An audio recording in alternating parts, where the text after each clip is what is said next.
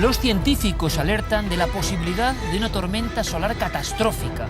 El pasado día 15 de febrero, el Sol lanzó su llamarada más potente. 2 nuevos agujeros en el centro del Sol, culpables de futuras tormentas solares.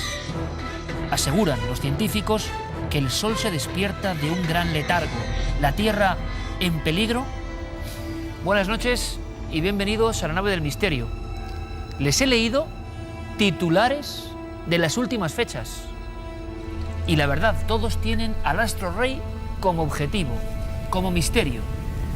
Mesa de redacción de urgencia para hablar de qué está pasando allá arriba, con ese emisario de vida y a veces, por lo que parece, por su poder y fulgor, de muerte.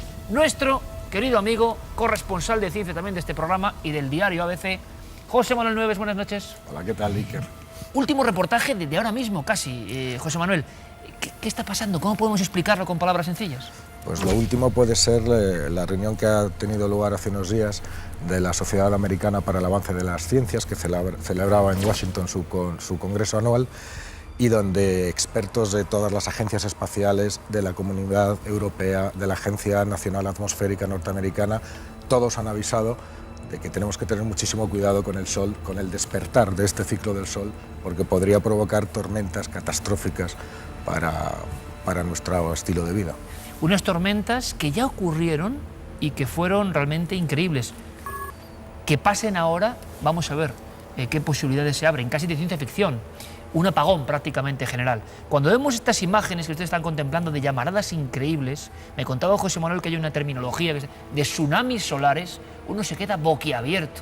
Lo que está pasando en el Sol. El hombre ha sido capaz de mirar al Sol, de acercarse casi como Ícaro y de observar un mundo en constante ebullición. Un mundo imposible para la vida, claro. Nos acompaña Alberto Jiménez, él es director del Observatorio de Borovia en Soria, a las faldas del Moncayo, lugar mágico al que queremos mucho. Alberto, bienvenido. Vale, muchas gracias. Alberto, que además también sabe contarlo con mucha claridad, tormentas solares, llamaradas increíbles. Se hablaba, y lo comentaba José Manuel, de en pleno mes de febrero, unas llamaradas como nunca antes o en los últimos años. Se está despertando el Sol, ¿y qué peligro tiene eso, Alberto? Bueno, ¿qué peligro tiene el Sol cuando se despierta? Bien, venimos de un ciclo, hay unos ciclos de actividad solar que duran 11 años, que pues tienen unos mínimos de manchas. Las manchas son las que fundamentalmente determinan esa actividad solar. Y bueno, el último mínimo pues fue en el 2008. Ahora mismo estamos empezando de nuevo el ciclo. Y bueno, pues cada ciclo, este es el ciclo 24, desde que llevamos contando ciclos en la observación del Sol, y cada ciclo parece ser que tiene más actividad, es más activo. Va un poco increciendo. Efectivamente, y además son los primeros años del ciclo, concretamente los 2 primeros, parece ser que donde se dan pues todavía pues esos fenómenos más violentos que son lo que son las fulguraciones o las tormentas solares.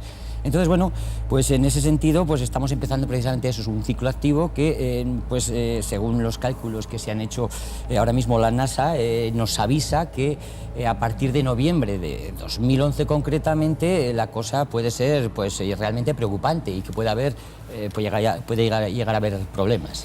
Alberto, José Manuel, caramba, y esto ya es un poco meternos en la conspiranoia, abrimos el debate, pero lo acabo de decir Alberto, noviembre de 2011, encima coincide con todo eso que está en el inconsciente colectivo del 2012, muchas de las actividades solares, hay quien las relaciona con el tan traído y llevado 2012. Santiago Camacho, buenas noches. Buenas noches, Iker.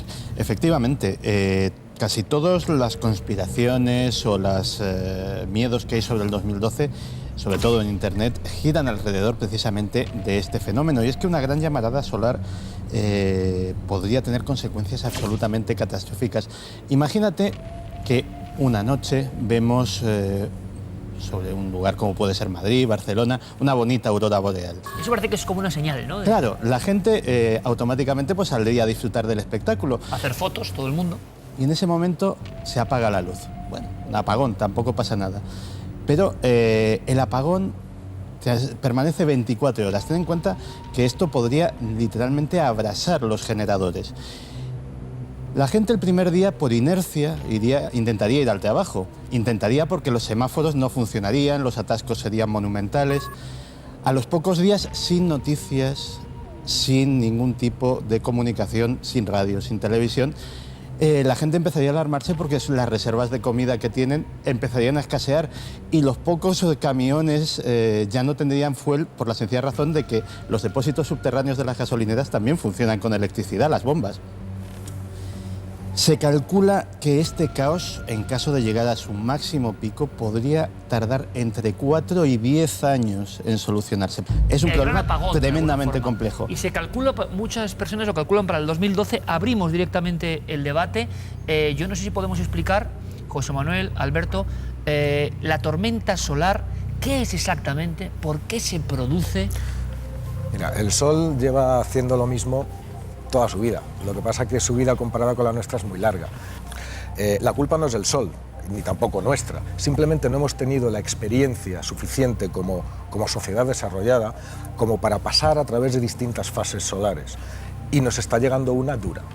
¿Qué sucede? Que es la primera vez que una fase de alta actividad solar se va a encontrar con la sociedad tecnológica que nosotros hemos desarrollado en muy pocos años. Cuando el último máximo solar, la tormenta solar, seguramente las ha habido mayores, pero que nosotros tengamos noticia, además fue justamente el mismo año en que se descubrieron las tormentas solares, que fue en 1859, ese evento Carrington que decía antes Santi. Y fue un caos para el mundo. Pero para un mundo en el que la electricidad apenas se estaba utilizando. ¿Qué es lo que había eléctrico en ese momento? Pues aparte de 4 bombillas en 4 calles, que no pasa nada, la red de telégrafos. Y en aquel momento, la red de telégrafos en Estados Unidos, que es donde era más tupida, y en el norte de Europa, se colapsó de un día para otro.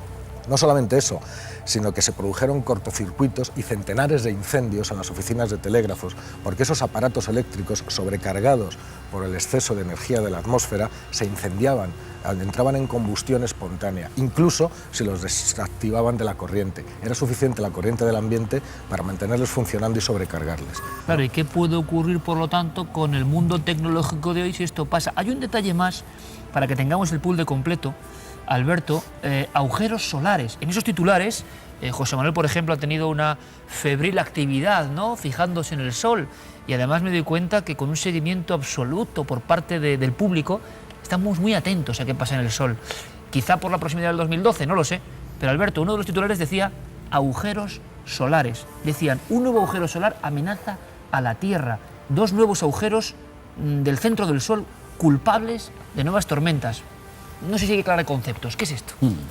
Bueno, cuando se refieren ahí los periodistas a agujeros solares, se refieren a lo que se llaman agujeros coronales. Sí. La parte de la corona, que es la parte exterior del Sol, lo que es la atmósfera del Sol, pues en vísperas de lo que es una tormenta solar, una fulguración, se producen una serie de agujeros, unos agujeros, mayores o menores. Normalmente suelen ser mayores por los polos, aunque a veces suelen descender hasta el ecuador.